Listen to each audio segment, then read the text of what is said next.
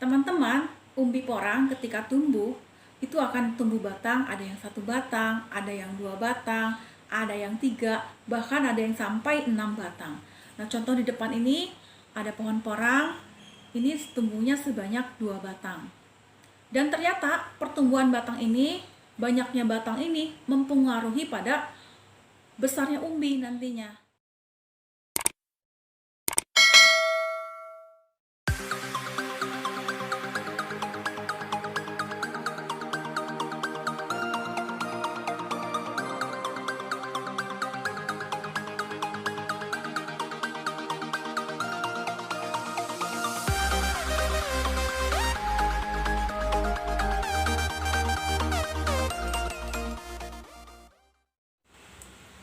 Assalamualaikum warahmatullahi wabarakatuh. Hai semuanya teman-teman, jumpa lagi dengan saya di channelnya Iis Furtina 1980.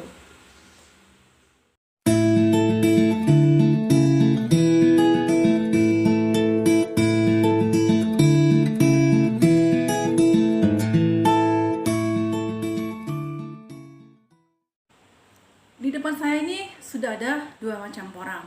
Yang satu bentuknya kecil-kecil seperti ini, dan satu bentuknya besar. Dan ini porang ini semuanya saya ambil dari kebun. Dan penanamannya juga sama, perawatannya juga sama, tapi hasilnya berbeda. Yang satu masih tetap kecil begini, dan yang satu tetap besar seperti ini. Setelah saya perhatikan di kebun, yang kecil ini kenapa kok masih kecil gitu, ternyata dalam satu musim itu selama 6 bulan itu cuma tumbuh batangnya itu cuma 1, dan itu terjadi pada waktu di bulan kedua saja. Nah, setelah bulan ketiga, bulan keempat itu nggak tumbuh batang lagi, jadi cuma tumbuh batang sekali saja. Nah, ini dalam satu musimnya selama 6 bulan itu tumbuh batang sebanyak 4 kali, 4 batang. Jadi tumbuh batang pertama, kemudian kedua, dan yang pertama itu roboh, diganti lagi batang ketiga, batang keempat, dan jadi batangnya ada 4 batang, dan itu dorman dengan sempurna, sehingga ditandai dengan lengkuk seperti ini ya. Kalau porang dorman sempurna tuh lengkuknya seperti ini, mencekung ke dalam. Jadi kalau dalam porang tumbuh cuma 1 batang aja, itu tidak akan membuat si porang itu tumbuh berkembang dengan pesat, dengan besar ya. Nyatanya ini saya tanam tetap sebesar ini. Dulu ini bibitnya sebesar ini juga loh teman-teman. Ini bibit dari umbi yang 1 kilonya isi 30 sampai 40. Ya, ini saya timbang 1 on sebanyak 4 biji. Ya sebesar inilah kira-kira dulunya. Tapi ini saya bongkar tetap sebesar seperti ini. Tidak jadi besar. Dan itu kalau saya perhatikan itu karena batangnya cuman 1 batang. Kenapa bisa seperti itu? Kita simak penjelasan berikut ini. Teman-teman, di depan saya ini sudah ada pohon porang. Pohon porang tuh bentuknya seperti ini ya. Ini batangnya, di dalam ini ada umbinya. Ini batangnya, di sini ada 2 batang. Pohon ini ada 2 batang. Kemudian ini ada daunnya. Ini daunnya ya. Kita lihat daunnya ini berwarna hijau. Nah, tanaman kalau mempunyai daun yang berwarna hijau, itu bisa dipastikan bahwa tanaman itu bisa membuat makanannya sendiri, karena di dalam daun ini terdapat klorofil, yaitu zat hijau daun, sehingga bisa dipastikan bahwa porang ini termasuk tumbuhan autotrof, yaitu tanaman yang bisa membuat makanannya sendiri. Fotosintesis berasal dari bahasa Yunani, yaitu foton artinya cahaya dan sintetis artinya penggabungan. Jadi fotosintesis adalah penggabungan senyawa kompleks yang memerlukan bantuan cahaya matahari. Proses fotosintesis berlangsung di daun. Daun ini memiliki klorofil dan juga stomata. Stomata artinya menurut bahasa Yunani berarti mulut. Jadi di dalam daun ini ada mulut daunnya, yaitu celah di antara 2 lapisan epidermis, dan bentuk itu sangat kecil sekali, dan ketika membuka itu maksimalnya hanya 0,001 mm, jadi sangat kecil sekali. Salah satu syarat utama untuk terjadinya fotosintesis yaitu tanaman itu harus memiliki klorofil yang terdapat dalam zat hijau daun. Kalau tanaman itu tidak memiliki klorofil, sudah dipastikan bahwa tanaman itu tidak bisa melakukan fotosintesis. Dan mereka mendapatkan makanannya dari mana? Mungkin bisa dengan parasit dengan tanaman yang lain. Syarat yang kedua setelah klorofil yaitu cahaya matahari. Kalau tidak ada cahaya matahari, maka proses fotosintesis tidak bisa berjalan. Faktor ketiga adalah air.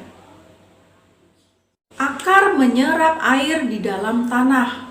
Nah, kalau terjadi kekeringan di dalam tanah itu, maka jaringan stomata ini tidak akan membuka dan akhirnya proses fotosintesis menjadi terganggu.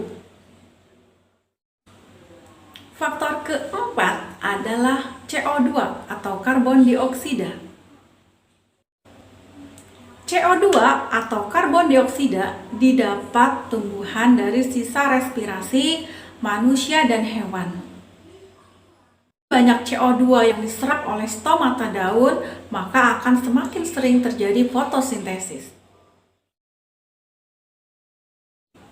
Faktor kelima adalah unsur hara.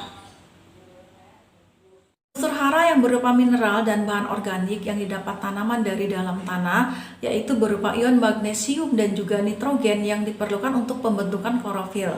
Jadi kalau kekurangan magnesium dan nitrogen, sudah dipastikan klorofilnya akan sedikit dan membuat fotosintesis juga hasilnya akan sedikit.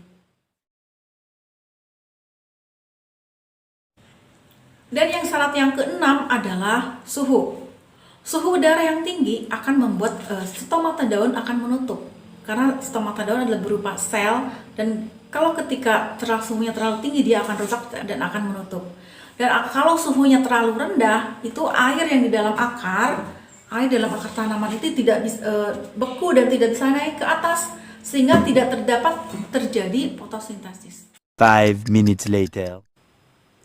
Kalau 6 syarat tadi bisa terpenuhi, maka proses fotosintesis bisa terjadi.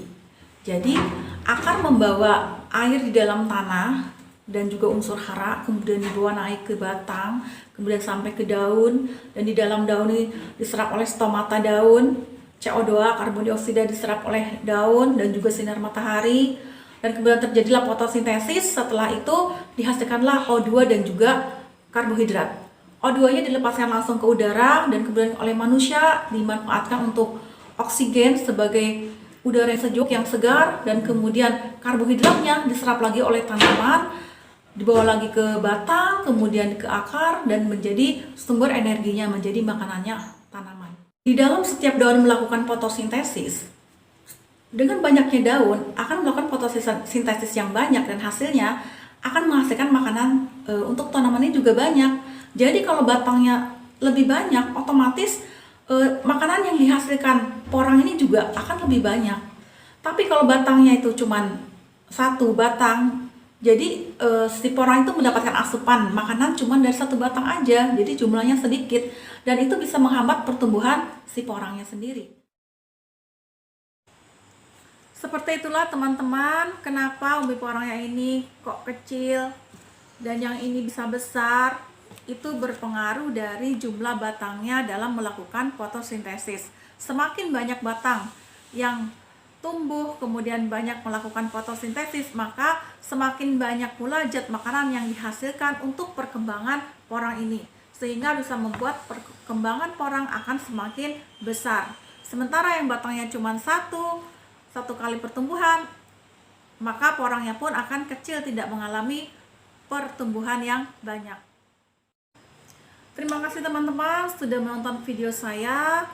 Ikuti video saya selanjutnya. Jangan lupa untuk like, komen, dan subscribe. Dan juga jangan lupa nyalakan loncengnya. Terima kasih atas perhatiannya. Wassalamualaikum warahmatullahi wabarakatuh.